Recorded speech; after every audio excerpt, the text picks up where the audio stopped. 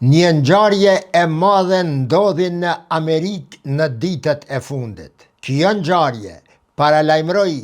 lindjen e një ndërgjegjeje të re, rinore, që sheh lirinë pa përjashtim,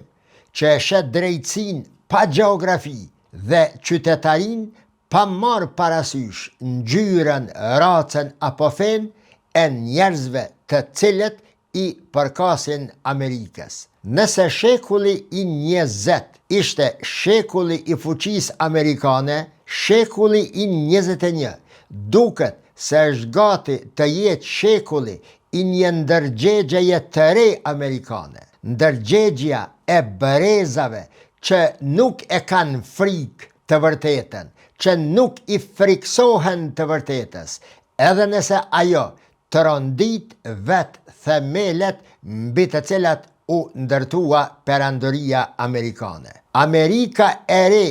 nuk po rishkruhet më me kushtetuta, por pikërisht në sheshet publike të qyteteve kryesore të Amerikës,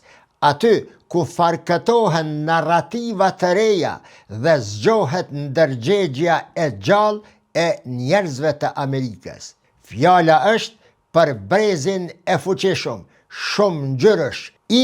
Zahran Mamdanit, brezi i të cilit nuk pret që të ardhmen e tij t'ia shkruajnë të tjerët, të cilët rrinë në tavolina me lapsa dhe me letra në duar, por që po e shkruan vetë të ardhmen e vetë, shkronjë për shkronje, vlerë pas vlere, për t'i thënë botës se madhështia amerikane nuk do të qëndroj në monopolin e pushtetit të klasës së bardhë, apo të vetëm një klase, e as në pushtetin e parave dhe medjave të mbështetura nga forcat e fshehura, por më tepër në pozicionimin e bijve të saj të lirë, e bijve të Amerikës, në brezat e rinj të emigrantëve për të ndërtuar një mendim dhe një praktik, një aftësi të re amerikane për të qenë e drejtë dhe e njëjtë për të gjithë, e ndershme dhe humane siç vazhdimisht ka pretenduar të jetë Amerika. Në lidhje me këto,